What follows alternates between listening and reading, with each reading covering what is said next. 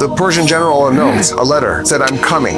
633. Abu Bakr has conquered the entire Arabian Peninsula and put it together in 633. Instead of telling Khalid, okay, you've done an amazing job, all these different battles in the Riddle Wars, instead of saying, let's take a rest, let's take a break, the Khalifa Abu Bakr says, keep going.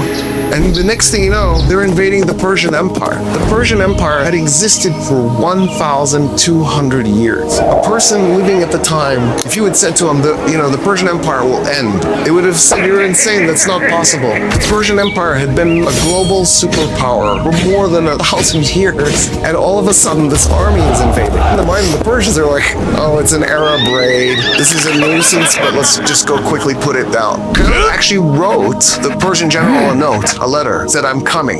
But the way he wrote the letter, it made it sound like he was going to Kazama in Kuwait. On the way to the city that the Persians had as a base was right near where Basra in Iraq is. So Hormuz takes the Persian army to go to Kazama to block his path. Khalid doesn't go to Kazama, he goes to Hufair. Word then arrives from Hormuz scouts that Khalid has gone to Hufair. Hormuz takes the Persian army to Hufair, but in the meantime Khalid has taken the Arab army to Kazama. They turn around and they come back to Kazama and meet Khalid there. The reason he did this elaborate maneuver was he wanted to take advantage of the fact that the Persians were heavy infantry. They had all this armor. So by the time they marched from Basra to Kazama and then Kazama to Hufair and then Hufair back to Kazama, they would be more exhausted than his men. And so they line up, a group of Persians chain themselves together, and then Hormuz challenges Khalid to a duel. It was very common for armies back then to have champion fight before anything happened. An Arab volunteers, he shouts some poetry, the Persians don't care, they're like, let's just get on with it. Hormuz challenges Khalid, they go out into the middle of the field, they fight.